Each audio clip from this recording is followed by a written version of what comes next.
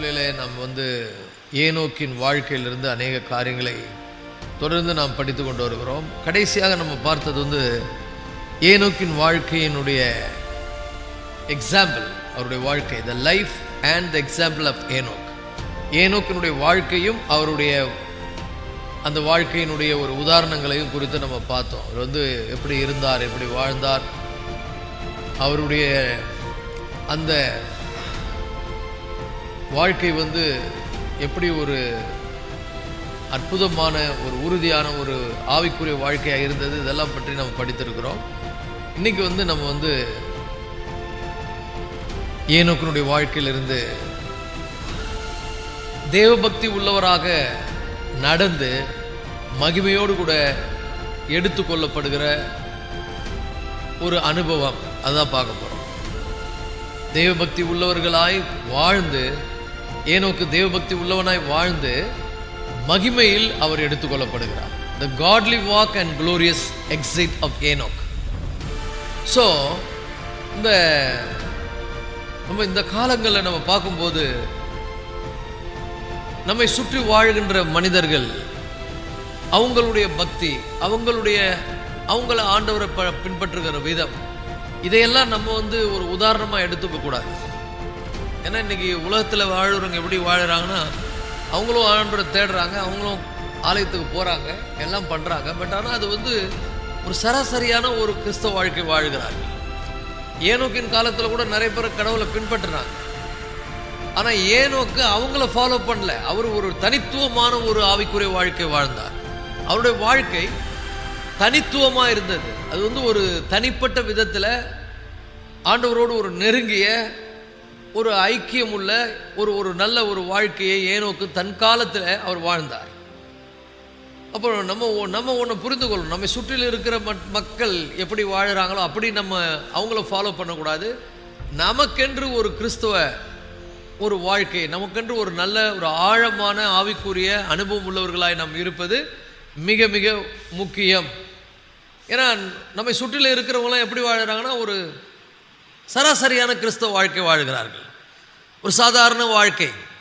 அந்த வாழ்க்கையில் இன்னும் ஆண்டவரை நான் அறியணும், இன்னும் ஆண்டவர் மேலே நான் அன்பு வைக்கணும், இன்னும் அவருக்கு பிரியமாக என்ன பண்ணணும், வாழணும். மற்றவங்களை பார்த்து நான் என்னுடைய ஆவிக்குரிய வாழ்க்கையை என்ன பண்ணக்கூடாது, மெஷர் பண்ணக்கூடாது. என்னுடைய வாழ்க்கை, என்னுடைய ஆவிக்குரிய வாழ்க்கை என்ன பண்ணணும், அது இன்க்ரீஸ் ஆகிட்டே இருக்கணும், க்ரோத் ஆகிட்டே இருக்கணும், வளரணும். ஒரு வளர்ச்சியான கனி நிறைந்த ஒரு வாழ்க்கையை நான் என்ன பண்ணணும், வாழணும். அப்படி தான் ஏனோக்கு என்ன பண்ணார்னா, தன்னை சுற்றிலும் இருந்த மக்களை போல அவர் தன்னுடைய ஆவிக்குரிய வாழ்க்கையில் திருப்தி அடையலை. எல்லாரும் பண்ணுறாங்க, அதே மாதிரி நானும் பண்ணுறேன். அவர் டிஃப்ரெண்ட்டாக இருந்தார். அதனால தான் அவரை ஆண்டவர் சொல்லும்போது சொல்லுகிறார், ஏனோக்கு தேவனோடு எப்படி இருந்தாரா, சஞ்சரித்து கொண்டிருந்தார். அல்லேலூயா. அப்போ நல்லா புரிந்து கொள்ளுங்கள். நம்ம கூட ஆலயத்துக்கு வரோம், நம்மள மாதிரி நிறைய பேர் ஆலயத்துக்கு வருகிறார்கள். அவங்கெல்லாம் பார்த்தீங்கன்னா ஒரு ஆவரேஜாக இருப்பாங்க. நம்ம ஒரு ஆவரேஜ் கிறிஸ்டியனாக இருப்பதல்ல, ஒரு ஆவிக்குரிய ஆழ்ந்த அனுபவம் உள்ள ஒரு கிறிஸ்தவர்களாக, ஆண்டவர் மீது பக்தியும் வைராக்கியம் உள்ள ஒரு கிறிஸ்தவர்களாக, விசுவாசத்தில் பெருகுகிறவர்களாக நம்ம என்ன பண்ணணும், நாம் இருக்க வேண்டும். நம்முடைய விசுவாசம் தனித்துவமாக இருக்க வேண்டும். நம்முடைய அந்த ஆவிக்குரிய அந்த ஆண்டவரை பின்பற்றுகிற விதம் க்ளோஸாக இருக்கணும். ஆண்டவரோடு ரொம்ப நெருக்கமாக என்ன பண்ணணும், இருக்கணும். அப்படிப்பட்ட ஒரு அனுபவம். அவருடைய ஆலயத்தில் நாட்டப்பட்டவர்களாக, தனித்துவமாக, அவரோடு கூட நெருங்கிய உறவு உள்ளவர்களாக. எவ்வளோ பேர் இருக்கிறாங்க, ஆனால் சில பேரை மட்டும்தான் ஆண்டவர் என்ன பண்ணுறாருன்னா பாராட்டுகிறார். தாவீதை பார்த்து சொல்லும்போது சொல்கிறாரு, இவன் என் இருதயத்துக்கு ஏற்றவன் என்று சொல்லுகிறார். ஆபிரகாமை பார்த்து ஆண்டவர் சொல்லும்போது என்ன சொல்கிறார், என் சிநேகிதனாகிய ஆபிரகாமே என்று சொல்லுகிறார். எவ்வளோ பேர் இருந்தாங்க, எல்லாரையும் சிநேகிதர்னு சொல்லலை, எல்லாரையும் இருதயத்துக்கு ஏற்றவன் சொல்லலை. ஏனோக்கின் காலத்தில் எவ்வளோ பேர் இருந்தாங்க, எல்லாரும் தேவனோடு என்ன பண்ணல, ஒரு நெருங்கிய ஒரு ஐக்கியம் உள்ளவர்களாக, ஆண்டவரோடு கூட சஞ்சரிக்கிற அனுபவம் உள்ளவர்களாக இல்லை. ஆனால் ஏனோக்கு தன் காலத்தில் இருந்த மக்களை பார்க்கும்பொழுது அவர்களை விட அவருடைய வாழ்க்கை எப்படி இருந்ததுன்னா தனித்துவமாக இருந்தது. நம்ம கூட அப்படி தான். மற்றவங்க ஆவிக்குரிய அந்த வாழ்க்கையை பார்த்து நம்ம வாழ்க்கையை அளவிடக்கூடாது. மற்றவங்களுடைய ஆவிக்குரிய வாழ்க்கையை வைத்து நான் அவங்கள விட கொஞ்சம் பெட்டராக இருக்கிறேன் அப்படியே சொல்லக்கூடாது. இல்லை நான் அவங்கள மாதிரியே இருக்கிறேன் அப்படியும் சொல்லக்கூடாது. என்னுடைய விசுவாசம், என்னுடைய நம்பிக்கை, என் ஆண்டவர் மேலே நான் வைக்கக்கூடிய அந்த வைராக்கியம் எல்லாமே பார்த்தீங்கன்னா அது ஒரு ஆழ்ந்த ஒரு ஒன்றாக இருக்கணும். ஆண்டவரால் மெச்சக்கூடியதாக இருக்கணும். ஆண்டவர் பார்த்து பரலோகத்திலிருந்து நம்ம என்ன பண்ணணும்? நற்சாட்சியை பெறணும். இங்கே சாட்சியை பெறுவதல்ல, இங்கே சாட்சியை பெறுவது ரொம்ப அவசியம்தான், முக்கியம்தான். ஆனால் அதை பார்க்கலாம் தேவனால் பெறக்கூடிய சாட்சி. ஏன்னா ஏனோக்கை பார்த்து ஆண்டவர் சொல்றார், அவன் எடுத்துக்கொள்ளப்படுவதற்கு முன்னாகவே அவன் தேவனுக்கு பிரியமானவன் என்று சாட்சி பெற்றான். அப்போ நம்ம கூட இந்த காலங்களில் ஆண்டவருக்கு பிரியமானவர்களாக என்ன பண்ணணும்? வாழணும். எல்லாரையும் மாறி வாழ்ந்தா அவருக்கு பிரியமாக வாழ்கிறவர்களாய் நம்ம பேர் வாங்க முடியாது. அவருக்கு பிரியமாக வாழணும்னா நாம் அவரோடு கூட ஒரு தனிப்பட்ட விதத்தில் அவரோடு கூட என்ன பண்ணணும்? உறவாடுகின்ற, அவரோடு கூட ஐக்கியம் கொள்ளுகின்ற, அவரை நேசிக்கின்ற இருதயம் உள்ளவர்களாய் நாம் என்ன பண்ணணும்? மாறணும். அல்லேலூயா. ஸோ ஆவரேஜாக இருக்கிறத விட இன்க்ரீஸ் என்னுடைய ஆவிக்குரிய வாழ்க்கை எப்படி இருக்கணும்? நல்லா அதிகமாய் ஒரு வளர்ந்த ஒரு ஆவிக்குரிய வாழ்க்கையாக, எதையெல்லாம் ஆண்டவருக்கு பிடிக்காதோ அதையெல்லாம் விட்டு ஒதுக்குகின்றவர்களாக, எதெல்லாம் ஆண்டவருக்கு ஆண்டவர் வேணான்னு சொல்கிறாரோ அதெல்லாம் நான் வெறுக்கணும். பரிசுத்த வேதம் என்ன சொல்லுது? 2 வழியை பற்றி சொல்லுது. ஒன்று, அழிவுக்கு போகிற வாசல், வழி விசாலமாக இருக்கிறது, அதில் பிரவேசிக்கிறவர்கள் அநேகர். அவங்க சராசரியாக எல்லாரும் மாதிரி வாழ்ந்து கொண்டிருக்கிறார்கள். ஆனால் ஜீவனுக்கு போகிற வாசல் வழி எப்படிப்பட்டது? குறுகினது, அதில் பிரவேசிக்கிறவர்கள் சிலர். அப்போ நம்ம யாரை பின்பற்ற போகிறோம்? அநேகரை பின்பற்ற போகிறோமா அல்லது சிலரை பின்பற்ற போகிறோமா? நாம் அந்த சிலரில் ஒரு உதாரணம் உள்ளவர்களாக நம்ம என்ன பண்ணணும்? வாழ வேண்டும். அல்லேலூயா. ஒரு ஆவிக்குரிய வாழ்க்கையில் நான் ஒரு நல்லா புரிந்து கொள்ளுங்கள், ஆவிக்குரிய வாழ்க்கையில் 2 விஷயம் முக்கியம். ஒன்று வளர்ச்சி, இன்னொன்று முதிர்ச்சி. எல்லாம் சொல்லுங்க, வளர்ச்சி முதிர்ச்சி. நிறைய பேர் வளர்றதல்ல, முதிர்வடைவதல்ல. ஏனோக்கு ஆவிக்குரிய வாழ்க்கையில் எப்படி இருந்தார்? ஒரு நல்ல வளர்ச்சி உள்ள ஒரு மனிதனாகவும் முதிர்ச்சி அடைந்த ஒரு மனிதனாகவும் என்ன பண்ணார்? ஏனோக்கு இருந்தார். அல்லேலூயா. சராசரியாக செத்து போன நிலையில் வாழ்கின்ற ஒரு கிறிஸ்தவ வாழ்க்கை வாழக்கூடாது. ஏதோ ஆலயத்துக்கு போனேன் வந்தேன் அவ்வளோதான் முடிஞ்சது, அப்படி இருக்கக்கூடாது. அது ஏன்னா அது அநேக நேரங்களில் மாம்சத்துக்குரிய கிறிஸ்தவர்களாகவே இருக்கிறோம். பவுல் சொல்கிறாருல்ல, 1 கொரிந்தியர் 3ஆம் அதிகாரத்தில் சொன்னீங்கன்னா, நான் உங்களை ஆவிக்குரியவர்கள் என்று எண்ணி உங்களோடு பேசாமல் நீங்கள் மாம்சத்துக்குரியவர்கள் என்றும் கிறிஸ்துவுக்குள் குழந்தைகள் என்றும் உங்களை எண்ணி நான் பேச வேண்டியதாக இருக்குது. ஏன்னா நீங்கள் எல்லாம் சராசரியாக எல்லாரும் மாதிரி வாழ்ந்து கொண்டிருக்கிறீங்க. ஆனால் நாம் அப்படி வாழக்கூடாது. சராசரியான ஒரு கிறிஸ்தவ வாழ்க்கை நமக்கு போதுமானது அல்ல. நான் எப்படி வாழணும்? ஒரு ஆவிக்குரிய ஒரு கிறிஸ்தவ வாழ்க்கை வாழணும். ஒவ்வொரு நாளும் நான் ஆவிக்குரிய வாழ்க்கையில் வளர்ச்சியையும் முதிர்ச்சியை நோக்கி என்ன பண்ணணும்? செல்ல வேண்டும். நான் அப்படி போகணும்னு சொன்னால் நான் என்ன பண்ணணும்? அழிவுக்கு போகிற வாசலில் போகிற அநேகர் மாதிரி இருக்கக்கூடாது. ஜீவனுக்கு போகிற வாசலில் போகிற சிலரை போல நான் என்ன பண்ணணும்? இருக்க வேண்டும். ஒரு ஆமென் சொல்லுவோமா? அப்போ ஏனோக்கு பாருங்க, அவர் ஆண்டவர் மேலே ஒரு அதிக ஆர்வம் உள்ள ஒரு மனிதனாக இருந்தார். ஆண்டவர் மேலே அதிக ஆர்வம் உள்ளவர் மாத்திரல, ஆண்டவரோடு ஒரு தனித்துவமான ஒரு உறவை உள்ள ஒரு மனிதனாக அவர் இருந்தார். அவருடைய வாழ்க்கையை நம்ம தூண்டணும். ஏனோக்கை பற்றி படிக்கும்பொழுது அவருடைய வாழ்க்கை என்ன இன்ஸ்பயர் பண்ணணும். நானும் ஏனோக்கை போல என்ன பண்ணணும்? தேவனோடு சஞ்சரிக்கிறவனா இருக்கணும். தேவன் என்னை குறித்து என்ன பண்ணணும்? எனக்கு பிரியமானவன் அப்படின்னு சொல்லணும். 2 பேர் தேவனுக்கு பிரியமாக இருந்திருக்கிறாங்க. ஒன்று சாட்சி பெற்றிருக்கிறாங்க. ஒன்று ஏனோக்கு. ஆண்டவர் அது அவனை சொல்கிறாரு, அவன் எடுத்துக்கொள்ளப்படுவதற்கு முன்பு தேவனுக்கு பிரியமானவன் என்று சாட்சி பெற்றான். இன்னொன்று ஆண்டவராக இயேசு கிறிஸ்து. அவர் ஞானஸ்தானம் எடுக்கும்போது பரலோகத்திலிருந்து பிதா சொல்லுகிறார், இதோ என்னுடைய நேசகுமாரன், இவரில் பிரியமாக இருக்கிறேன். ஸோ இந்த 2 பேரும் பார்த்தீங்கன்னா தனித்துவமாக இருந்திருக்கிறாங்க. நாம கூட நல்லா புரிந்து கொள்ளுங்கள், மனிதர்களுக்கு பிரியமாக இருக்கிற ஒரு கிறிஸ்தவர்களாய் அல்ல, தேவனுக்கு பிரியமான கிறிஸ்தவர்களாக என்ன பண்ணணும்? வாழ வேண்டும். என்னுடைய ஆவிக்குரிய வாழ்க்கையில் நான் ஒரு தனித்துவமான நற்சாட்சி, கர்த்தர் நற்சாட்சி உள்ளவர்களாய் நான் என்ன பண்ணணும்? வாழணும். இன்னைக்கு நிறைய பேருக்கு சாட்சியே இல்லை, சாட்சி இல்லாத கிறிஸ்தவர்களாக இருக்கிறாங்க. அப்போ இந்த நற்சாட்சியை சம்பாதிப்பது ரொம்ப அவசியம். ஆண்டவரும் என்னை குறித்து சாட்சி கொடுக்கணும், என்னை சுற்றில இருக்கிறவங்களும் என்னை குறித்து என்ன பண்ணணும்? சாட்சி கொடுக்கணும். அப்படின்னு சொன்னால் நான் ஆண்டவர் மேலே அதிக ஆர்வம் உள்ளவனாகவும் விசுவாசம் உள்ளவனாகவும் பக்தி உள்ளவனாகவும் அவரோடு கூட நல்ல நெருங்கிய உறவு உள்ளவனாகவும் இருப்பதற்கு ஒவ்வொரு நாளும் என்ன பண்ணணும்னா நான் உணர்வை உடையவனாக இருக்கணும். எனக்குள்ள ஒரு பெரிய ஒரு ஃபயர் எரிந்து கொண்டே இருக்கணும், ஒரு தூண்டுதல் எனக்குள்ளே இருக்கணும். இன்னைக்கு சில நேரங்கள் ஆவிக்குரிய வாழ்க்கையில் நம்ம என்ன பண்ணுறோம்? அப்படியே சோர்ந்து போகிறோம், அப்படியே தளர்ந்து போகிறோம். அப்போது நல்லா புரிந்து கொள்ளுங்கள், அப்படி சோர்ந்து போகும்போது என்ன ஆகிறதுனா நம்ம ஆவிக்குரிய ஜீவியம் அப்படியே மங்கி எரிகிறதாய் மாறுகிறது. ஆனால் ஆண்டவர் சொல்கிறார், மங்கி எரிகிற திரியை நான் என்ன பண்ண மாட்டேன்? அணைக்க மாட்டேன், நெறிந்த நாணலை முறிக்க மாட்டேன். அப்போ மங்கி எரிகிற திரியை அவர் அணைக்காதவர், அவர் கொழுந்து விட்டு எரிய பண்ணுகிறவர். ஆனால் எனக்குள்ள அந்த விருப்பம் என்ன பண்ணணும்? இருக்கணும். அல்லேலூயா. அப்போ நல்லா புரிந்து கொள்ளுங்கள், ஏனோக்கு ஒரு தொடர்ச்சியான எங்கேயுமே ஆப்சென்ட் கிடையாது. ஏனோக்குடைய வாழ்க்கையில் எங்கேயுமே பிரேக் கிடையாது.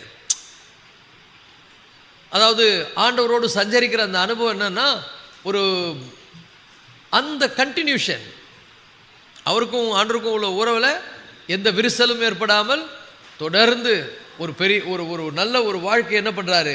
அவர் வாழ்ந்து கொண்டிருக்கிறார். அதுதான் ஆதியாகமம் 5:22 நாம் வாசிக்கிறோம். அவருக்குள்ளே இருந்த பக்தி எப்படிப்பட்டதுன்னா உண்மையான பக்தி. அது அவ்வப்பொழுது தோன்றுகிற பக்தி அல்ல. சில பேருக்கு பக்தி எங்கே வரும்னு சொன்னால் சர்ச்சுக்கு வந்தால் தான் வரும், சில பேருக்கு ஏதாவது ஜப கூட்டத்துக்கு போனால் வரும், சில பேருக்கு நல்லா ஜோராக கை தட்டினா வரும். ஆனால் ஏனோக்குடைய பக்தி அப்படியே அப்பப்போ வந்துட்டு போகிற பக்தி இல்லைங்க, நிலையான பக்தி. ஒரு நிரந்தரமான ஒரு ஸ்டெபிலிட்டி, ஒரு உறுதியான ஒரு ஆவிக்குரிய ஒரு உணர்வுள்ள ஒரு மனிதனாக அவர் என்ன பண்ணுறாரு? இருக்கிறார். அதுதான் எபிரேயர் 11:5 அவன் தேவனோடு சஞ்சரித்து கொண்டிருந்தான், தேவன் அவனை எடுத்துக்கொண்டார். ஏனென்று சொன்னால் அவன் எடுத்துக்கொள்ளப்படுவதற்கு முன்பாகவே அவன் தேவனுக்கு பிரியமானவன் என்று என்ன பண்ணா? சாட்சியை பெற்றான் அப்படின்னு நம்ம வாசிக்கிறோம். அல்லேலூயா. அப்போ நல்லா புரிஞ்சுங்க. அப்போ ஏனோக்குடைய அந்த ஆவிக்குரிய வாழ்க்கையினுடைய அந்த தொடர்ச்சி எப்படிப்பட்டதுன்னா ஏறக்குறைய அவர் ஒரு 300 வருஷம் என்ன பண்ணுறாரு? தோய்வில்லாமல் தன்னுடைய ஆவிக்குரிய வாழ்க்கையை பார்த்து கொள்ளுகிறார்.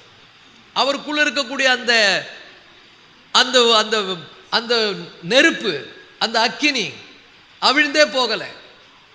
அவர் அனலும் இல்லாமல் குளிரும் இல்லாமல் போல அவர் 300 வருஷம் எப்படி இருந்திருப்பார் பாருங்க. 300 வருஷம் தேவனை ஒரு தோய்வில்லாமல் சோர்வில்லாமல் தனக்குள்ள இருக்கக்கூடிய வெளிச்சம் இருளாகாதபடி எரிந்து பிரகாசிக்கிற, யோவானை போல எரிந்து பிரகாசிக்கிற ஒரு விளக்காக ஏனோக்கு என்ன பண்ணியிருக்கிறாரு? வாழ்ந்திருக்கிறார். எத்தனையோ கஷ்டம் வந்திருக்கும் அவருக்கு, எத்தனையோ இடரல் வந்திருக்கும். 300 வருஷம் ஒருத்தன் வாழறான்னா வாழ்க்கையில் இப்போ நம்ம உலகத்தில் நம்ம எவ்வளோ பிரச்சனையை சந்திக்கிறோம், எவ்வளோ போராட்டத்தை சந்திக்கிறோம். எங்கேயோ ஒரு இடத்துல நம்ம ஆவிக்குரிய வாழ்க்கையில் என்ன ஆகிடுது? சலிப்பு வந்துடுது இல்லை, சோர்வு வந்துடுது இல்லை. என்னடா ஆண்டவர் நம்மளை இப்படி பண்ணிட்டாரே, எனக்கே இவ்வளோ கஷ்டம், எனக்கே இப்படி சோர்வு, ஏன் நான் இப்படி இருக்கிறேன் அப்படின்னு ஒரு தோய்வு வந்து விடுதில்ல. அந்த தோய்வு ஏனோக்கு வரலை. 300 வருஷம் அவருக்கு குடும்பம் இருந்தது, மனைவி இருந்தாங்க, பிள்ளைங்க இருந்தாங்க. வாழ்க்கையில் அவர் நம்ம சந்திக்கிற எல்லா பிரச்சனையும் அவரும் சந்திச்சாரு, நிறைய போராட்டங்களை பார்த்தாரு. ஆனால் தன்னுடைய சாட்சியை காத்து கொண்டார். எந்த இடத்துல சாட்சி கெட்டு போற மாதிரி அவர் என்ன பண்ணல? நடக்கல. சாட்சி மனுஷன் கொடுக்கல, ஏனோக்க பத்தி தேவனே கொடுக்கிறார். ஒரு ஆமென் சொல்லுவோமா? தேவனிடத்திலிருந்து ஒரு நற்சாட்சி பெற்ற ஒரு கிறிஸ்தவ வாழ்க்கையை ஏனோக்கு என்ன, ஒரு தேவ பக்தி உள்ள வாழ்க்கையை ஏனோக்கு என்ன பண்றாரு? அவர் வாழுகிறார். அவருக்கு திருமணம் ஆயிடுச்சு. ஏனோக்கு திருமணம் ஆயிடுச்சு. திருமணம் ஆன பிறகு நிறைய பேருடைய கிறிஸ்தவ வாழ்க்கை என்ன ஆயிடுதுன்னா டல் ஆயிடுது இல்லை. ஏனோக்கு திருமணம் ஆச்சு. ஏனோக்கு திருமணமானதும் அவருக்கு பிள்ளைகளும் பிறந்தாங்க. எந்த இடத்துலையுமே சாக்கு சொல்லலை. நான் முன்னெல்லாம் நல்லா சர்ச்சுக்கு வருவேங்க, முன்னெல்லாம் நல்லா ஜெபம் பண்ணுவேன், முன்னெல்லாம் நல்லா வேதம் வாசிப்பேன். இப்போ எனக்கு என்ன ஆயிடுச்சு, கல்யாணம் ஆயிடுச்சு, அதனால் என்னால் சரி வர முடியலை, எனக்கு நிறைய வேலை இருக்குது, எனக்கு ஐ எம் பிஸி அப்படின்ற பேச்சுக்கே இடம் இல்லை ஏனோக்குடைய வாழ்க்கையில். நிறைய பேருக்கு கல்யாணம் ஆனாலே கெட்டு போகிறாங்க இல்லை, கல்யாணம் ஆனால் கெட்டு போகிறாங்க. சில பேர் குழந்தை பெற்றா கெட்டு போயிடுறாங்க. சொல்லுவாங்க, சர்ச்சுக்கு வரும் பிரதர், குழந்தை கத்துது, குழந்தை மேலே சாக்குப்படும், கல்யாணம் ஆகிடுச்சு, நான் டைம் ஸ்பெண்ட் பண்ணணும். ஆனால் ஏனோக்கு திருமணமாச்சு, அவர் குழந்தையும் பிறந்தது, எந்த தோய்வும் இல்லை பாருங்கள், எந்த ஒரு அதில் ஒரு விரிசலும் இல்லை. அவர் என்ன பண்ணுறாரு, அவர் அப்படியே அதில் ஆவிக்குரிய வாழ்க்கையில் செழித்து கொண்டே போகிறார். இன்றைக்கி நிறைய பேருடைய வாழ்க்கையில் உலக சௌகரியங்கள், உலக பிரகாரமான காரியங்கள் ஒன்று ஒன்றா ஆட் ஆகும்போது ஆவிக்குரிய வாழ்க்கை குறைந்து விடுகிறது இல்லையா? நீங்கள் கூட உங்கள் பர்சனல் லைஃப்பை பாருங்கள், ஏதாவது கூட ஸ்பிரிச்சுவல் லைஃப் என்ன ஆகுது, குறையுது. வயசு ஏற ஏற ஆவிக்குரிய வாழ்க்கை என்னன்னு குறையுது, ஜெபம் குறையுது. சில பேர்லாம் சர்ச்சிலே இருப்பாங்க, சர்ச்சே கதின்னு கிடந்தவங்க நல்லா தான் இருந்தாங்க, எல்லாம் வந்துருச்சு, அது வந்துருச்சு, இது வந்துருச்சு, வேலை வந்துருச்சு, கல்யாணம் ஆகிடுச்சு, அப்புறம் குழந்தை பிறந்துருச்சு, எல்லாம் வந்த உடனே அவங்களுக்கு பேர்டன் ஆகிடுச்சு, அவங்க தோய்ந்து போகிறாங்க.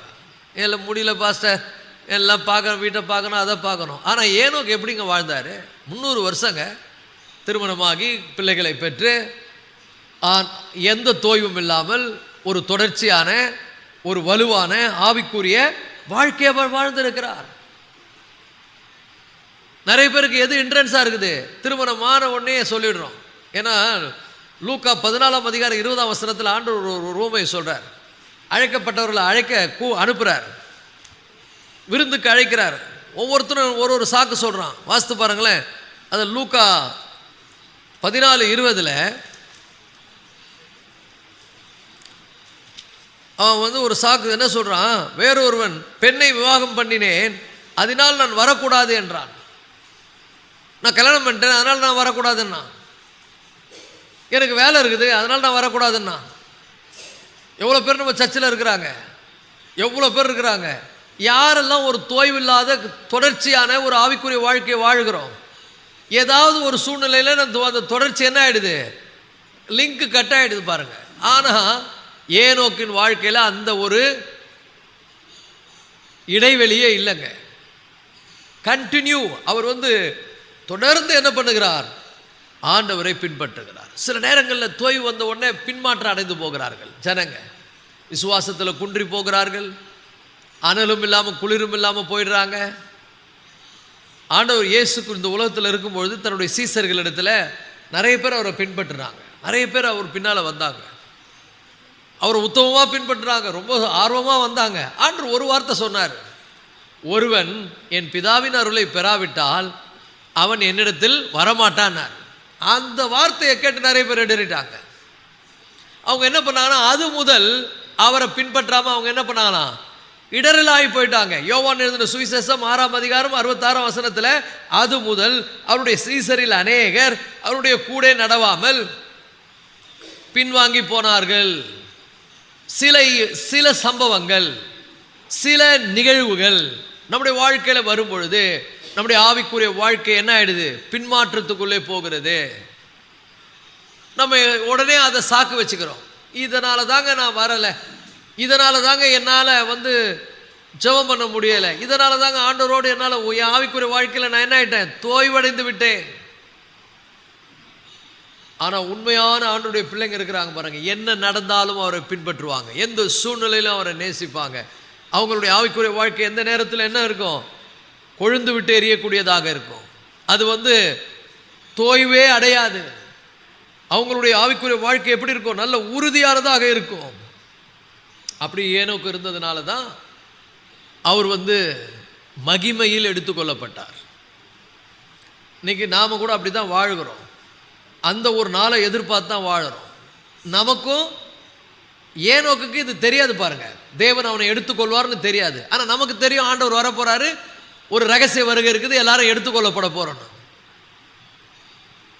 எடுத்துக்கொள்ளப்படுதலை பற்றி தெரியாத ஏனோக்கே எப்படி வாழ்ந்தார்னா தோய்வு இல்லாமல் வாழ்ந்தார். இப்போ தெரிகிற நம்ம எப்படி வாழணும்? இன்னும் யோனோக்கை விட அதிகமாக வாழணும்ல. ஆனால் என்ன நடக்குது? எல்லாம் அப்படியே மங்கி எரிகிறவளாக மாறிட்டோம். வாழ்க்கையினுடைய சூழல், வாழ்க்கையில் நம்ம சந்திக்கிற பிரச்சனைகள், குடும்ப பாரங்கள், குடும்பத்தில் சந்திக்கிற போராட்டங்கள், இன்னும் ஏராளமான காரணங்கள். இது இல்லை, அது இல்லை, எனக்கு இது நடக்கலை, அது நடக்கலை, எல்லாம் என்ன அப்படியே ஆவிக்குரிய வாழ்க்கையில் என்ன ஆக்கிடுது? ரொம்பவும் சோர்வுக்குள்ளாக்குறது. Become a depression in the spiritual life. ஆவிக்குரிய வாழ்க்கையில் என்ன ஆகிடுறோம்? அப்படியே செத்த நிலைக்கு சில பேர்லாம் போயிடுறாங்க. வெளிப்படுத்தல் ஆண்டவர் சொல்றாருல, நீ உயிர் உள்ளவன் என்று பேர் கொண்டிருந்தும் செத்தவனாக இருக்கிறாய். நம்ம ஒரு உயிர் மீட்சி அடையலை, ஒரு இன்ஸ்பயராக இருக்கலை, ஜபம் குறைஞ்சு போச்சு. வசதிகள் கூட கூட, வாய்ப்புகள் வர வர, தேடி வர வர, ஆண்டவரை நேசிக்கிற இருதயம் என்ன ஆகுதுன்னா அப்படியே டல்லாக போயிடுது, சோர்ந்து போயிடுது. ஆனால் பாருங்கள், இயேசுப்பாக்காக வைராக்கியமாக இருந்தாங்களே, அவங்கள ஆண்டவர் ஒரு நாளும் மறக்க மாட்டார். ஏனோக்கு எப்படி இருந்தார் பாருங்கள். ஆண்டவர் மேலே அவ்வளோ வைராக்கியம், ஆண்டவர் மேலே அவ்வளோ பக்தி. நிறைய பிரச்சனை தான். 300 வருஷம் வாழ்ந்திருக்கிறார், 355 வருடம் வாழ்ந்திருக்கிறார். எவ்வளோ பிரச்சனை வந்திருக்கும். மனைவி இருந்தாங்க, பிள்ளைங்க இருந்தாங்க, எல்லாம் இருந்தது, குடும்ப சூழல் இருந்தது. ஆனால் எதன் மத்தியிலேயும் தன்னுடைய ஆவிக்குரிய வாழ்க்கையில் ஒரு தோய்வை அவர் அடையாமல் அப்படியே பற்றி எரிகிற அக்கினியை போல பிரகாசிக்கிற ஒரு விளக்காக ஏனோக்கு என்ன பண்ணார்? வாழ்ந்ததுனால தேவன் என்ன பண்ணார்னா மரணத்தையே காண விடலை அவரை. அவன் மரணத்தையே பார்க்கலங்க. தேவன் அவன் என்ன பண்ணாரு? எடுத்துக்கொண்டார். ஒரு ஆமென் சொல்லுவோமா? அல்லேலூயா. நல்லா புரிஞ்சுங்க, மரணம் தான் முடிவுன்னு நினைக்காத. மரணம் வரும், நல்லா புரிஞ்சுங்க. பவுல் சொல்லுகிறார், சகோதரரே, நாம் எல்லோரும் நித்திரை அடைவதில்லை. நம்ம எல்லாரும் சாக மாட்டோன்றார். ஒரு ரகசியத்தை உங்களுக்கு சொல்லுகிறேன், எக்காலம் துணிக்கும், அப்பொழுது நாம் மருவமாக்கப்பட்டு வானத்தில் என்ன பண்ணுவோம்? எடுத்துக்கொள்ளப்படுவோம். இந்த சத்தியம் நமக்கு தெரியும். ஆனால் ஏனோக்குக்கு தெரியாது. தேவன் பாருங்க, அவருடைய உத்தமத்தையும் அவருடைய அந்த உண்மையும் பார்த்து அவரை உயிரோடு எடுத்துக்கொள்கிறார். மரணத்தை காணாமல் ஏனோக்கு என்ன பண்ணப்பட்டாராம்? எடுத்துக்கொள்ளப்பட்டார். இன்னைக்கு நல்லா புரிஞ்சுங்க, அவருடைய பிள்ளைகளாக நாம ஏனோக்க போல வாழணுன்ற ஒரு உணர்வு இருக்கணும். இன்னொரு ஆளும் அந்த மாதிரி எடுத்துக்கொள்ளப்பட்டார். எலியா. 2 ராஜாக்கள் 2ஆம் அதிகாரத்தில் 11ஆம் வசனத்தில் வாசிக்கிறோம். அப்பொழுது அக்கினி ரதங்கள் வந்து எலியாவை என்ன பண்ணுது? எடுத்துக்கொண்டு போகிறது. ஏனோக்கும் மரணத்தை காணாம எடுத்துக்கொள்ளப்பட்டார், எலியாவும் என்ன பண்றாரு? எடுத்துக்கொள்ளப்பட்டார். நாம எப்படி? யாராவது வாசிங்க 2 ராஜாக்கள் 2ஆம் அதிகாரம் 11ஆம் வசனம். 2 ராஜாக்கள் 2ஆம் அதிகாரம் 11ஆம் வசனம். அவர்கள் பேசிக்கொண்டு நடந்து போகையில் அக்கினி ரதமும் அக்கினி குதிரைகளும் அவர்கள் நடுவாக வந்து இருவரையும் பிரித்தது. ஏலியா சுழல் காற்றிலே, ஆமென், ஒரு அல்லேலூயா சொல்லுங்க, சுழல் காற்றிலே பரலோகத்துக்கு ஏறி போனான். நம்ம பத்தினா நாமளும் அப்படி ஒரு நாள் ஏறி போகிறோம். 1 கொரிந்தியர் 15ஆம் அதிகாரத்தில் 51 52 வாசிக்க கேட்போம். 1 கொரிந்தியர் 15ஆம் அதிகாரம் 51 52. இதோ ஒரு ரகசியத்தை உங்களுக்கு அறிவிக்கிறேன், நாம் எல்லோரும் நித்திரை அடைவதில்லை, ஆகிலும் கடைசி எக்காலம் தொனிக்கும் போது ஒரு நிமிஷத்திலே, ஒரு இமை பொழுதிலே நாம் எல்லோரும் மறுரூபமாக்கப்படுவோம். எக்காலம் தொனிக்கும், எல்லாம் சொல்லுங்க, எக்காலம் தொனிக்கும். அப்பொழுது மரித்தோர் அழிவில்லாதவர்களாய் எழுந்திருப்பார்கள், நாமும் மறுரூபமாக்கப்படுவோம். ஒரு ஆமென் சொல்லுவோமா? அல்லேலூயா. அப்ப ஆண்டவர் பாருங்க, ஒரு பேர் அழிவு வருவதற்கு முன்னால் அவருடைய பிள்ளைகளை அந்த அழிவிலிருந்து தப்பிக்கும்படி எடுத்துக்கொள்ளுகிறார். ஏனோக்கின் காலத்தில் பெருவெள்ளம் வந்து உலகத்தை அழிக்க போகுது, அந்த அழிவே பார்க்கலாம ஆண்டவர் எடுத்துக்கொண்டார். நமக்கு இந்த உலகத்தில் எலியாவுக்கு அங்க பெரிய பிரச்சனை இருந்தது, அவனை தேடினாங்க, ஆண்டவர் எடுத்துக்கொண்டார். பிரச்சனையில் அவனை விட்டுறல. இனி வரப்போற காலங்கள் மகா உபத்திரவ காலம் வரப்போகுது. உபத்திரவ காலத்தில் அவரை நேசித்து அவரை பின்பற்றி அவருக்கு உத்தமமாக இருக்கிற பிள்ளைகளை அவர் என்ன பண்ணுவார்? எடுத்துக்கொள்வார். அதே மகிமையான அந்த அனுபவத்தை சபையும் என்ன பண்ணும்? பெற்றுக்கொள்ளும். அல்லேலூயா. அப்ப நல்லா புரிஞ்சுங்க, இந்த உலகத்தில் இருக்கக்கூடிய காரியங்கள், உலக பிரகாரமான காரியங்கள் உங்களுடைய ஆவிக்குரிய வாழ்க்கையை பாதிக்கிறதற்கு என்ன பண்ணாதீங்க? ஒருபோதும் விட்டு விடாதீர்கள். ஆவிக்குரிய வாழ்க்கையை இழந்துட்டு ஆண்டவர் மேலே இருக்கக்கூடிய அன்பை இழந்துட்டு ஆண்டவர் மேலே இருக்கக்கூடிய அந்த ஐக்கியத்தை இழந்துட்டு இந்த உலகத்தில் வாழ்கிறதுனால ஒரு பிரயோஜனம் இல்லை. மண்ணுக்காக மாணிக்கத்தை என்ன பண்ணாத? விட்டுறாத. அற்பமான உலக பொருளுக்காக ஆண்டவரோடு கூட இருக்கக்கூடிய உறவை என்ன பண்ணாத? இழந்து விடாத. எதுவும் உனக்கும் அவருக்கும் இடையில வந்து உங்க ஆவிக்குரிய வாழ்க்கையை பாதிக்காதபடி என்ன பண்ணுங்க? பார்த்து கொள்ளுங்கள். அதற்கு சரியான உதாரணம் யாரு? ஏனோக்கு. ஏனோக்கு தன் காலத்தில் வாழ்ந்த மனிதர்கள் எல்லாம் எப்படி எப்படியோ வாழ்ந்தாங்க. எல்லாருக்கும் வரக்கூடிய சோதனை ஏனோக்குக்கும் வந்திருக்கிறது. ஆனா எந்த சோதனையும் அவன் ஆவிக்குரிய வாழ்க்கை என்ன பண்ணல? டேமேஜ் பண்ணல. அவன் ஆவிக்குரிய வாழ்க்கையில் எப்படி அப்படியே நாளுக்கு நாள் அவன் செழித்து கொண்டே இருந்தான். நாளுக்கு நாள் செழித்து கொண்டே இருந்தான். எபிரேயர் 11:5 வாசிங்களேன். எபிரேயர் 11:5. விசுவாசத்தினாலே ஏனோக்கு மரணத்தை காணாதபடி எடுத்துக்கொள்ளப்பட்டான். தேவன் அவனை எடுத்துக்கொண்டபடினாலே அவன் காணப்படாமற் போனான். அவன் தேவனுக்கு பிரியமானவன் என்று அவன் எடுத்துக்கொள்ளப்படுவதற்கு முன்னமே நற்சாட்சி பெற்றான். ஒரு ஆமென் சொல்லுவோமா? எடுத்துக்கொள்ளப்படுறதுக்கு முன்னாடி நற்சாட்சி, எடுத்துக்கொள்ளுதல் வருவதற்கு முன்னால நற்சாட்சி. ஆண்டவருக்கும் உனக்கும் உள்ள உறவு கெட்டு போகாமல் பார்த்துக்க. உலகத்தில் இருக்கக்கூடிய மற்ற காரியங்கள் ஏதோ ஒரு விஷயம் வந்து உன்னுடைய ஆவிக்குரிய வாழ்க்கையை டேமேஜ் பண்ணக்கூடாது. சில பேர் சொல்கிறாங்க, இப்போல்லாம் எனக்கு ஜெபம் பண்ணவே முடியலங்க, ஜெபம் பண்ணவே பிடிக்கல, ஏன்னா எனக்கு பல இடர்கள் வந்துருச்சு, எனக்கு ரொம்ப கஷ்டம் வந்துருச்சு, ஜெபம் பண்ணி என்ன நடக்குது? நல்லா புரிஞ்சுங்க, ஜெபம் எனக்கு அற்புதம் நடக்கணுன்றதுக்காக ஜெபம் இல்லைங்க. ஆண்டவரோடு நான் உறவாடுகிறேன், அவரோடு கூட நான் இருக்கிறேன், நான் அவரோடு கூட என்ன பண்ணுறேன்? அவர் மேலே அன்பு வைத்திருக்கிறேன். ஏதோ ஆண்டவர்கிட்ட கேட்டு தரலைன்னா கோச்சுக்காத, நடக்கலைன்னா கோச்சுக்காத. சாத்ராக் மேஷாக் ஆபத்நேகோ போல நாங்கள் ஆராதிக்கிற எங்கள் தேவன் எங்களை தப்புவிக்க வல்லவராக இருக்கிறார். தப்புவிக்காமல் போனாலும் கூட அவர் மேலே இருக்கக்கூடிய அன்பை நாங்கள் விட மாட்டோம். ஸ்தேவான் பாருங்க, ஆண்டவருக்கு வைராக்கியமாக இருந்தான், அவனை கொன்னாங்க. அவன் என்ன சொன்னான்? ஐயோ நான் விட்டுருங்க, நான் என்னை கொல்லாதீங்கன்னு சொன்னால செத்தான் ஆண்டவருக்காக. இயேசுவினுடைய சீசர்கள் அத்தனை பேரும் இரத்த சாட்சிகளை மரித்தார்கள். அவங்க இந்த உலகத்தை பெருசா நினைக்கல, இந்த உலகம் பெருசா அவங்களுக்கு தெரியல, இந்த உலகம் அவங்களுக்கு பாத்திரமா இருக்கல. அவங்க ஆண்டவர் மேல வைத்திருந்த அன்பை நிரூபித்து காண்பித்தார்கள். இந்த காலங்களில் சின்ன சின்ன விஷயங்கள்லாம் நடக்கலன்றதுனால ஆண்டவர் மேல கோச்சுக்காதீங்க. நடந்தாலும் சரி நடக்கலனாலும் சரி, பாட்டு பாடுறல, அன்பு கூறுவேன் இன்னும் அதிகமாய், ஆராதிப்பேன் இன்னும் ஆர்வமாய். அப்புறம் என்ன பாடுறோம்? என்ன நடந்தாலும் நன்றி ஐயா. சொல்ல முடியுமா உங்களால? யோபு சொல்லுகிறான், நீர் என்னை கொன்று போட்டாலும் உண்மையில் நம்பிக்கையா இருப்பேன். சொல்ல முடியுமா? இன்னைக்கு சொல்லுற கர்த்தருடைய பிள்ளைல, என்ன நடந்தாலும் அவருக்கு நன்றி தான். போ,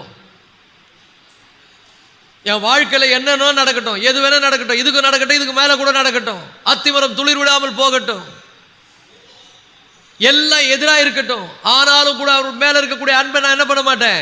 விட மாட்டேன். அவருக்காய் நான் வாழ்வேன். ஏனோக்கை போல ஆண்டவரை வைராக்கியமா என்ன பண்ணுவது? பின்பற்றுவது. ஒரு ஆமென் சொல்லுங்க.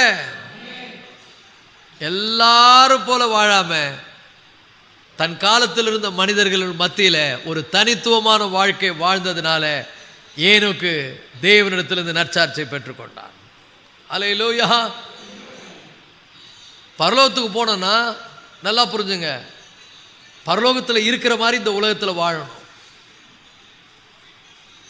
ஆண்டவருக்கு பிரியமாக வாழணும், ஆண்டவருடைய சித்தம் செய்யணும். பரலோகத்தில் போய் நான் ஆண்டவருக்கு பிரியமாக வாழ்வேன்ல, இங்கே வாழணும், இங்கே அவருக்கு பிரியமாக நடக்கணும். அப்போ நான் ஒரு தீர்மானம் எடுத்துக்கணும், என் வாழ்க்கையில் என்ன நடந்தாலும் அவருக்கு நன்றி. யார் கைவிட்டாலும் நான் வெறும் பாட்டுக்காக இல்லை, நடைமுறை வாழ்க்கையிலே சொல்கிறேன். யோபு சாட்சியா சொல்றார், அவர் என்னை கொன்று போட்டால் அவர் மேல் நம்பிக்கையா இருப்பேன். ஏன் அவர் மேல இருக்கக்கூடிய அன்பை நான் என்ன பண்ண மாட்டேன், விட மாட்டேன். ஹல்லேலூயா. ஏனோக்கினுடைய வாழ்க்கை நமக்கு ஒரு நல்ல பாடமாக இருக்கிறது. ஆவிக்குரிய வாழ்க்கை நல்லா புரிஞ்சுங்க. நம்ம ஆவிக்குரிய வாழ்க்கைய எல்லாரும் பார்த்து ஆச்சரியப்படுற அளவுக்கு நல்ல சாட்சி உள்ள வாழ்க்கையா இருக்கணும். சாட்சியை கெடுத்துடக்கூடாது. அப்ப நான் எல்லா நேரங்களும் ஆண்டவரை பின்பற்றணும். நீ காலாட்களோட ஓடும் போதே சோர்ந்து போவாயானால் குதிரைகளோடு எப்படி ஓடுவாய்? சமாதானம் உள்ள தேசத்திலேயே நீ தளர்ந்து போவாயானால் யோர்தான் பிரவாகித்து வரும்போது என்ன பண்ணுவாய்? இதெல்லாம் உலகத்தில் சகஜம். பிரச்சனைகள் வரும், போராட்டங்கள் வரும், கஷ்டங்கள் வரும், என்னமோ சந்திக்க வேண்டியது இருக்குது. ஆனால் எதுவும் என்னுடைய தேவன் மேல இருக்கக்கூடிய அன்பை விட்டு என்னை பிரிக்காது. பவுல் சொல்லுகிறார், உபத்திரவமோ துன்பமோ வியாகுலமோ பசியோ பஞ்சமோ நாசம் மோசமோ பட்டினியோ நிர்வாணமோ இவைகள் எல்லாவற்றிலும் எங்களில் அன்பு கூறுகிறவராலே நாங்கள் முற்றிலும் ஜெயங்கொள்ளுகளாய் இருக்கிறோமே. வருங்காரியங்களானாலும் நிகழ்காரியங்களானாலும் மரணமானாலும் ஜீவனானாலும் வேறெந்த சிருஷ்டி ஆனாலும் கர்த்தராகிய இயேசு கிறிஸ்து மேலுள்ள தேவனுடைய அன்பை விட்டு எங்களை பிரிக்க மாட்டாது என்று நிச்சயித்திருக்கிறோம். இதுதான் உன்னதமான ஒரு ஆவிக்குரிய மெச்சூரிட்டி, வளர்ச்சி, முதிர்ச்சி. ஆவிக்குரிய வாழ்க்கையில வளருங்கள், முதிர்ச்சி அடையுங்கள். ஏனோக்கு எப்படி அவர் ஆவிக்குரிய வாழ்க்கையில வளர்ந்தார், முதிர்ச்சி அடைந்தார். ஆகவே தேவன் அவரை பார்த்து என்ன பண்றாரு? சாட்சி கொடுக்கிறார். எதையுமே சாக்கு வைக்காதீங்க. நான் இப்போலாம் ரொம்ப சோர்ந்து போயிட்டேன், இப்போலாம் நான் ஆண்டவர்கிட்ட அதிகமாக நெருக்கமாக இல்லை, இப்போலாம் நான் ஏன்னா என் வாழ்க்கையில் நிறைய போராட்டத்தை சந்திச்சிட்டேன், பிரச்சனையை பார்த்துட்டேன், நான் ஆண்டவரை தேடினா பிரயோஜனம் அப்படிலாம் சொல்லவே சொல்லாது. ஏதோ பிரயோஜனத்துக்காகவோ ஏதோ அற்பமான காரியங்களுக்காக கர்த்தரை தேடுறதில்லை. நான் உண்மையாக அவரை நேசிக்கிறேன், அவருக்காக வாழ்வேன், அவரை பின்பற்றுவேன், அவரை சார்ந்தே இருப்பேன். அல்லேலூயா. கல்யாணம் ஆகிட்டா ஆவிக்குரிய வாழ்க்கையில் டல்லு, காசு வந்துட்டா ஆவிக்குரிய வாழ்க்கையில் டல்லு, கொஞ்சம் கம்ஃபர்ட்லாம் வந்துருச்சுன்னா ஆவிக்குரிய வாழ்க்கை தோய்வு. இப்படி வாழக்கூடாதுங்க. என்ன நடந்தாலும் அவர் பின்னை செல்லணும், அவரை நேசிக்கணும், அவருக்காக என்ன பண்ணணும்? உறுதியோடு எல்லா நேரத்தில் என்ன பண்ணணும்? நிற்க வேண்டும். அல்லேலூயா. உலகத்தில் நான் வாழும் காலம் வரைக்கும் என்னுடைய ஆவிக்குரிய வாழ்க்கை எப்படி இருக்கணும்? செழிப்பாக இருக்கணும். ஆவிக்குரிய வாழ்க்கையில் செழிக்கிறது தான் முக்கியம். உலக பிரகாரமான வாழ்க்கையில் செழிக்கிறோமோ செழிக்கலையோ அது ரெண்டாவது விஷயம். ஆவிக்குரிய வாழ்க்கையில் ஆண்டவருக்கு பிரியமான கனி நிறைந்த ஆண்டவர் மெச்சத்தக்க ஒரு ஆவிக்குரிய வாழ்க்கையை ஏனோக்கை போல நான் வாழும் பொழுது கண்டிப்பாக ஆண்டவர் என்ன பண்ணுவார்? கனப்படுத்துவார், என்னை நிலைநிறுத்துவார். அல்லேலூயா. என்னை ஒருபோதும் அவர் விட்டுற மாட்டார். அடுத்தது மிக முக்கியமான காரியம்,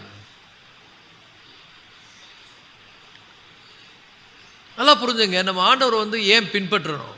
ஆண்டவரை ஏன் ஆண்டவரோடு சஞ்சரிக்கணும்? ஏனோக்கை போல.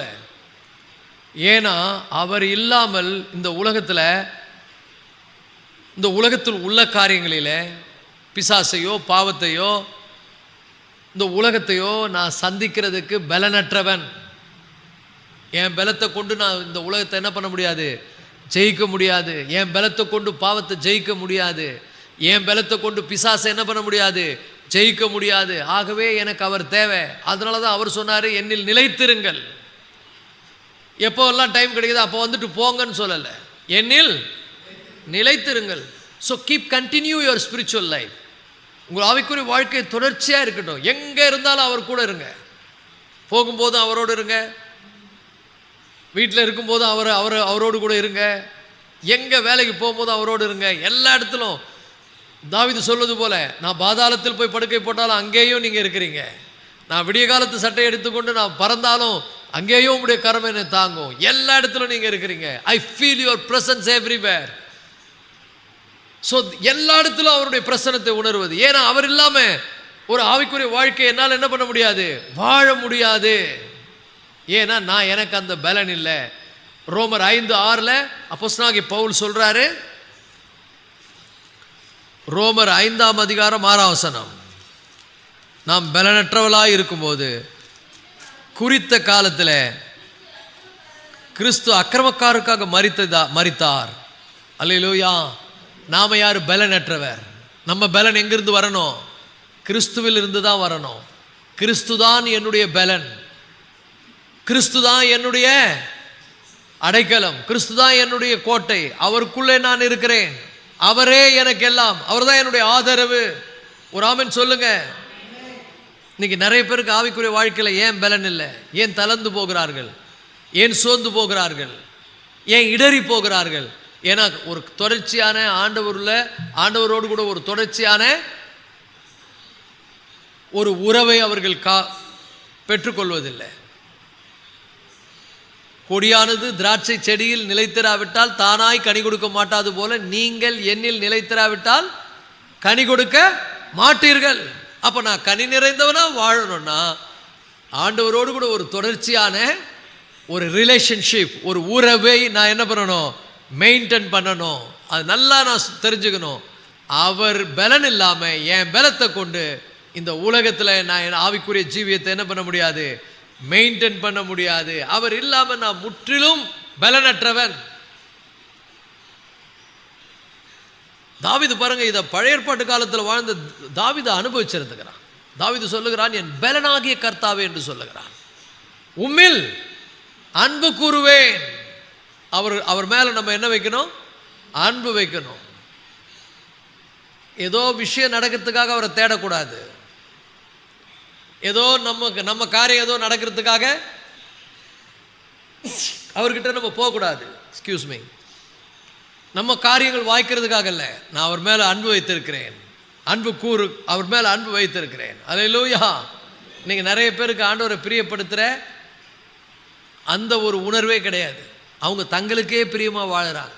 கடவுளை தேடுறதே எதுக்குன்னா அவங்களுக்கு பிரியமானதெல்லாம் நடக்கணும்.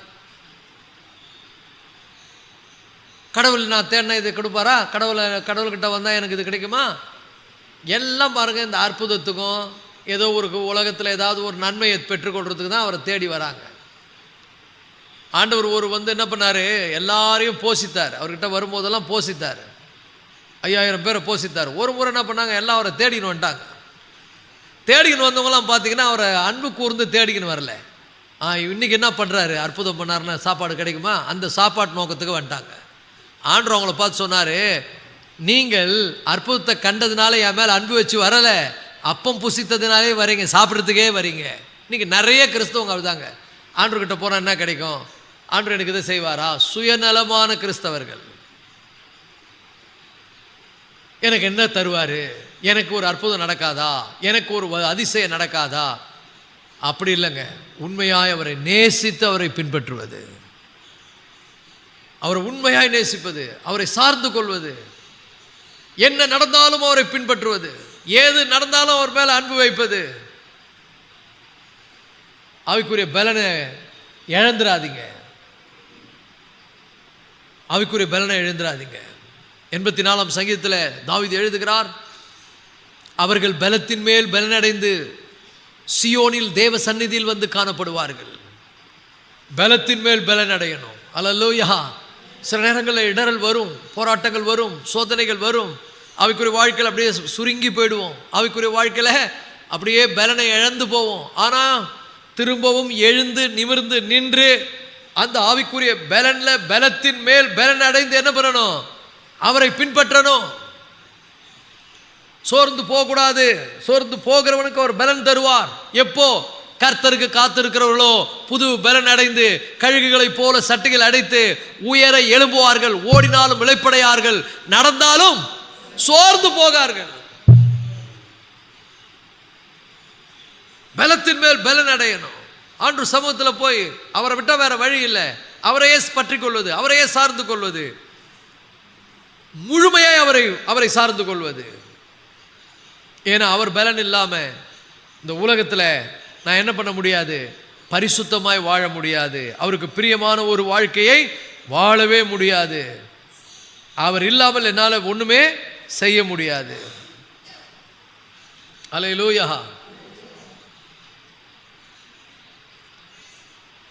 ஆகவே தான் ஆவிக்குரிய வாழ்க்கையில் நமக்கு என்ன தேவைன்னா, ஆவிக்குரிய போஷாக்கு, ஆவிக்குரிய அந்த பலன். ஆவிக்குரிய பலன் எனக்கு, அந்த பலன் என்கிட்ட இல்லை. அந்த பலனை தருகிறவர் யாரு? கிறிஸ்து. அப்ப கிறிஸ்து, பவுல் சொல்றாரு, என்னை பலப்படுத்துகிற கிறிஸ்துவினாலே எல்லாவற்றையும் செய்ய எனக்கு பலன் உண்டு. ஹல்லேலூயா. அப்ப நல்லா புரிந்து கொள்ளுங்கள், பலன் அடைய எனக்கு கிறிஸ்து தேவை. பாவத்தை ஜெயிக்க எனக்கு பலன் தேவை. உலகத்தை ஜெயிக்க எனக்கு பலன் தேவை. இந்த உலகத்தில் நான் என்னுடைய சாட்சியை காத்துக்கொள்ள எனக்கு பலன் தேவை. அதுக்கு ரொம்ப முக்கியமானது என்ன? விசுவாசம். விசுவாசம் இல்லாமல் தேவனுக்கு பிரியமாய் இருப்பது கூடாத காரியம். எபிரெயர் 11:6. Without faith it is impossible to please him, for ye who come to God must believe that he is, and that he is a rewarder of those who diligently seek him. தம்மை தேடுகிறவர்களுக்கு. எப்படி தேடுகிறவர்களுக்கு? விசுவாசம் இல்லாமல் தம் தேவனுக்கு பிரியமாயிருப்பது கூடாத காரியம். விசுவாசிக்கிறவன் அவர் உண்டென்றும். தம்மை தேடுகிறவர்களுக்கு, கருத்தாய் தேடுகிறவர்களுக்கு. ஆங்கிலத்தில் diligently seek him means கருத்தாய் தேடுகிறவர்களுக்கு. ஏதோ காரிய காரணங்களுக்காய் அவரை தேடுவதல்ல, தினந்தோறும் கருத்தாய் அவரை தேடுவது. எல்லாம் சொல்லுங்க, கருத்தாய் அவரை தேடுவது. பக்கத்தில் பார்த்து கேளுங்க, நீங்க கருத்தா அவரை தேடுறீங்களான்னு. சிரிப்பாங்க. சிரிச்சாங்கன்னா தேடலன்னு அர்த்தம். கருத்தா தேடுறீங்களா? கேளுங்க, கருத்தா தேடுறீங்களா ஆண்டவரே காலையில் எழுந்த உடனே? ஏன்னா விசுவாசம் இல்லாமல் தேவனுக்கு பிரியமாக இருப்பது கூடாத காரியம். நல்லா எங்க என்ன பண்றோம்? நம்ம நல்லா தூங்குறோம், நம்ம வேலையெல்லாம் செய்கிறோம். முதல்ல என் வேலை, கொஞ்சம் டைம் இருந்தால் ஆண்டவர் கொடுப்பேன். நான் எனக்கு பிரியமாக தான் வாழ்வேன். கர்த்தருக்கு பிரியமாக நான் வாழுது இல்லை. ஆனால் பாட்டு பாடுறோம், உமக்கு பிரியமானதை செய்ய எனக்கு கற்றுத்தாருன்னு. அவர் எத்தனை முறை தான் கற்றுத்தருவார்? இப்படிலாம் பண்ணாதன்னா கூட அதை தான் போய் பண்ணிகிட்டு இருக்கிறோம். செய்யாதன்னா அதான் செய்கிறோம். விசுவாசம் இல்லாமல் தேவனுக்கு பிரியமாக இருப்பது கூடாத காரியம். விசுவாசிக்கிறவன் அவர் உண்டென்றும். தம்மை தேடுகிறவர்களுக்கு. எப்படி தேடுகிறவர்களுக்கு? கருத்தாய் தேடுகிறவர்களுக்கு. diligently seek him. ஒவ்வொரு நாளும் கருத்தாய் அவரை தேடுவது. உங்க வாழ்க்கையில காரியங்கள் மேஜிக்கா நடக்காது, ஜெபித்தா தான் நடக்கும். உங்க வாழ்க்கையில டக்குன்னு எதர்ச்சியா வராது. ஜெபம் பண்ணா காரியங்கள் மாறும். ஒரு ஆமென் சொல்லுங்க. ஹல்லேலூயா. அவர்கிட்ட போகாம அவர் கூட நம்ம நடக்க முடியாது. ஏனோக்கு தேவனோடு சஞ்சரித்தான். எப்படி? அவர்கிட்ட போனான். பக்கத்தில் பார்த்து சொல்லுங்க, அவர்கிட்ட போகாம அவர் கூட நீ நடக்க முடியாது. அவரை விட்டு எங்கேயோ போயிட்டோம். அவர் ரொம்ப தூரம் போயிட்டார்.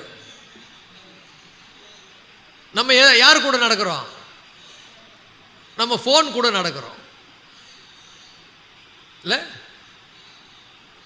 ஐயோ, போனை விட்டு போயிட்டா எப்படி ஓடியாரு தெரியுமா? ஏன் ஓடியாருங்க? ஜோம் பண்ணாம போயிட்டேன்னு யாரும் சொன்னதே கிடையாது. சொல்ல, போனை விட்டுட்டு போயிட்டேன். என்னைக்காவது ஜோம் பண்ணாம போயிட்டேன்னு சொல்லி திரும்பி வந்து வீட்டில் ஜோம் பண்ணிட்டு போய்க்கிறோம்? போக மாட்டோம். போனை விட்டு போனால் வருவோம். ஏன்னா அந்த அளவுக்கு இன்னைக்கு என்டர்டைன்மெண்ட் ஆகி போச்சு.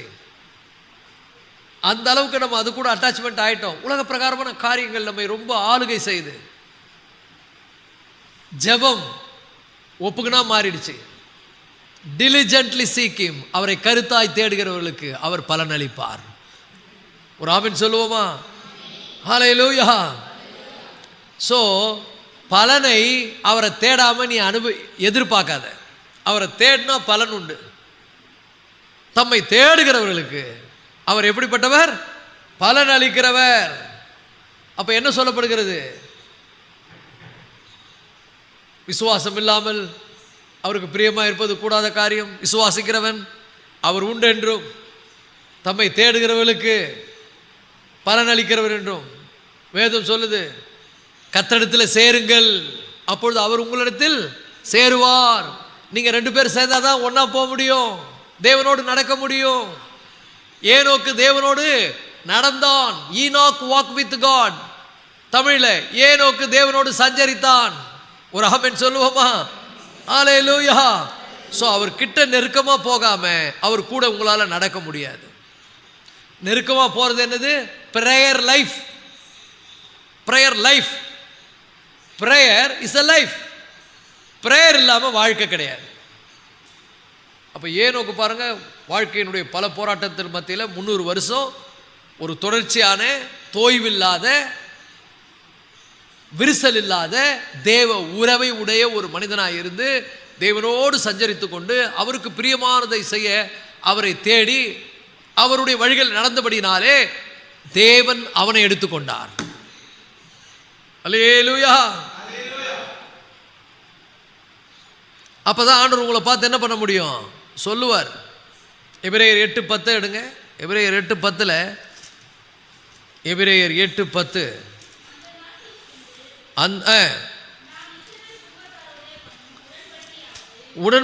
உடன்படிக்கையாவது என்னுடைய பிரமாணங்களை அவர்களுடைய மனதில் வைத்து அவருடைய இருதயங்களில் அவைகளை எழுதுவேன். நீங்கள் போனதான் உங்கள் இருதயத்தில் எழுதுவார்.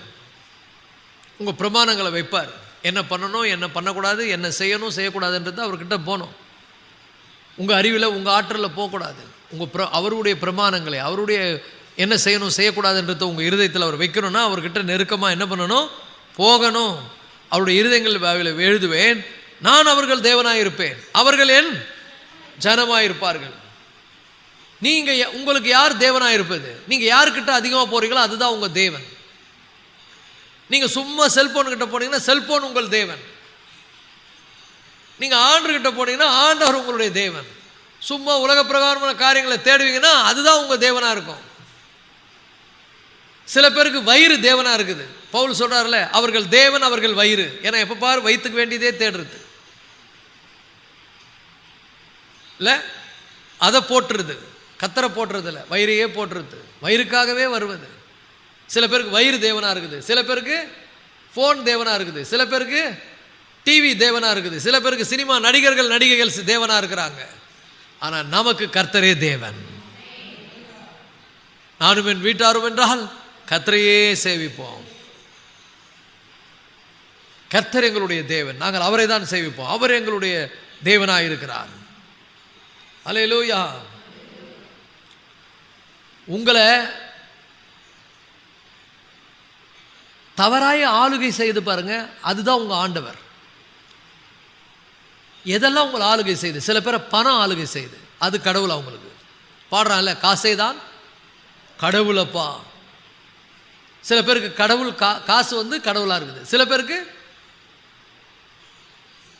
அவர்கள் தேவன், அவர்கள் வயிறுன்றார். சில பேருக்கு டிவி கடவுளாக இருக்குது, ஃபோன் கடவுளாக இருக்குது. சில பேருக்கு உலக காரியங்கள் கடவுளாக இருக்குது. நமக்கு கர்த்தரே தேவன். யோசுவா சொல்லுகிறான், நானும் என் வீட்டாரும் என்றால் கர்த்தரே. நீங்கள் எதை சேவிக்கிறீங்க? சேவிப்பது என்ன அர்த்தம்? ஏனோக்கு கர்த்தரையே சேவித்தான். ஒரு அல்லே சொல்லாமா? அல்லேலூயா. ஸோ உலக காரியங்கள் மீது அவனுக்கு அவ்வளவு ஆர்வம் இல்லை, ஆண்டவர் மீது அவனுக்கு ஆர்வம். இந்த உலக காரியங்கள் அவனை கவர்ந்தது, உலக காரியங்கள் அவனை கவர்ந்து இருக்கும். ஆனால் அதற்கு பின்னால் அவன் போலங்க. ஏனோக்கின் காலத்தில் எதெல்லாம் பெருசாக இருந்ததோ, எல்லாரையும் கவர்ந்ததோ, அது ஏனோக்கையும் கவர்ந்து இருக்கும். ஆனால் ஏனோக்கு அது பின்னால் போல. ஏனோக்கு யார் பின்னாடி போனார்? கர்த்தர் பின்னால் போனார். அவரை கவர்ந்தது யாரு? கர்த்தர். ஒரு ஆமென் சொல்லுங்க. அவர் எதை போய் அரவணைத்து கொண்டார்? கர்த்தரை அரவணைத்து கொண்டார். நீங்க அவரை அரவணைத்து கொண்டால் அவர் உங்களை என்ன பண்ணுவாரு? அரவணைப்பார். அல்லேலூயா. இன்னைக்கு நாம எதை அரவணைக்கிறோம் அது ரொம்ப முக்கியம். இந்த மாலை வேளையில நல்லா புரிந்துங்க. ஏனோக்குடைய வாழ்க்கை தான் நமக்கு என்னது? ஒரு எக்ஸாம்பிள், ஒரு பாடம். ஏனோக்கு தேவனோடு தன் காலத்தில் ஒரு பெரிய ஒரு நீண்ட வாழ்க்கையை அவர் வாழ்ந்து, ஒரு நீண்ட ஒரு ஆவிக்குரிய வாழ்க்கையை அவர் காத்து கொண்டிருந்தார் என்று சொன்னால், அப்ப தேவன் மீது அவர் எவ்வளவு பற்றா இருந்திருப்பார், தேவனை எப்படி அவர் அணைத்து கொண்டிருப்பார். அதுதான் நமக்கு இன்னைக்கு தேவனிடத்தில் சேருவதுதான் ரொம்ப முக்கியம். இரு மனம் உள்ளவர்களே, உங்களுடைய கைகளை கழுவி சுத்திகரியுங்கள், கர்த்தரிடத்தில் சேருங்கள், அப்பொழுது அவர் உங்களிடத்தில் சேருவார். ஏனோக்கை போல இந்த நாட்களில் ஆண்டவரை சேவிக்கிறவர்களாய் நாம் மாறுவோம், அவரோடு நாம் சஞ்சரிக்கிறவர்களாய் மாறுவோம், அவரோடு நடக்கிறவர்களாய் மாறுவோம். பாருங்க கர்த்தருடைய பிள்ளைகளை, அதற்கான பலனை நாம் கூடிய சீக்கிரத்தில் நாம் பெறுவோம். அவர் நமக்கு குறித்து நற்சாட்சி கொடுப்பார். எல்லாரும் எழுந்திருப்போமா? இந்த நல்ல மாலை வேளையில கண்களை மூடி நாம் செபிக்க போகிறோம். நல்ல தகப்பனே, இந்த மாலை வேலைக்காக நன்றியோடு போய் ஸ்தோத்திரிக்கிறோம் ஆண்டவரே. வேதத்துல ஏனோக்கை நாங்கள் இந்த மாலை வேளையில தியானித்திருக்கிறோம். ஒவ்வொரு வாரமும் மாலையில ஏனோக்கை பற்றி தியானிக்கிறோம். ஏனோக்குடைய வாழ்க்கை எங்களுக்கு ஒரு பெரிய பாடமா இருக்கிறதுக்காக ஸ்தோத்திரிக்கிறோம் கர்த்தாவே. தன் காலத்துல வாழ்ந்த மக்கள் ஒரு சராசரியான அனலும் இல்லாமல் குளிரும் இல்லாமல் ஆண்டவரே அவர்கள் வாழ்ந்த காலத்துல ஆண்டவருக்காக எழும்பி பிரகாசிக்கிற ஒரு மனிதனாய் திகழ்ந்தாரே, அதுபோல நாங்களும் உம்மோடு சஞ்சரிக்கிற உம்மோடு நடக்கின்ற ஒரு அனுபவம் உள்ளவர்களா எங்களை மாற்றும் ஆண்டவரே. உலகத்தில் இருக்கிறவைகள் எங்களை கவர்ந்து உங்களுடைய அன்பு விட்டு ஆண்டவரே எங்களை விலக பண்ணாதபடிக்கு ஆண்டவரே, உங்களுடைய அன்பிலே நிலைத்திருந்த ஆண்டவரே, உங்களுடைய அன்பிலே நாங்கள் ஆண்டவரே கர்த்தாவே நிறைந்து கனி கொடுத்து வாழ உதவி செய்யுங்க ஆண்டவரே. உலகத்தில் உள்ளவைகளில் அன்பு கூறாதிருங்கள். ஒரு உலகத்தில் அன்பு கூர்ந்தால் அவனிடத்தில் பிதாவினுடைய அன்பு இல்லை என்று யோவான் எழுதுவது போல, நீங்க உலகத்தில் உள்ளவைகளிலே நாங்கள் அன்பு வைத்து உங்களுடைய அன்பை இழந்து போகாதபடிக்கு ஆண்டவரே, உங்க மேல அன்பு வைத்து உம்மை பின்பற்றி உம்மோடு சஞ்சரிக்கிற ஒரு அனுபவம் உள்ளவர்களா எங்களை மாற்றும் ஆண்டவரே. இந்த வார்த்தையை கேட்கிற ஒவ்வொருக்குள்ள இந்த உணர்வு உண்டாகட்டும் ஆண்டவரே. உண்மையே நாங்கள் சார்ந்து உம்மோடு கூட நடக்கின்றவர்களாக நாங்கள் வாழ உதவி செய்யுங்க. இந்த மாலை வேளையில ஆண்டவரே வந்த ஒவ்வொருவரையும் ஆசீர்வதிங்க. இந்த செய்தியை கேட்கிற ஒவ்வொருவரும் ஏனோக்கை போல தேவனோடு நடக்கின்றவர்களாய் சஞ்சரிக்கின்றவர்களாய் மாறுவார்களாக. இயேசு கிறிஸ்து மூலம் வேண்டிக் கொள்கிறோம் ஜீவ நல்ல தகப்பனே. ஆமென் ஆமென். என் ஆத்துமாவே கர்த்தரை ஸ்தோத்திரி, என் முழு உள்ளமே பரிசுத்த நாமத்தை ஸ்தோத்திரி. என் ஆத்துமாவே கர்த்தரை ஸ்தோத்திரி. கர்த்தர் செய்த சகல உபகாரங்களை மறவாதே.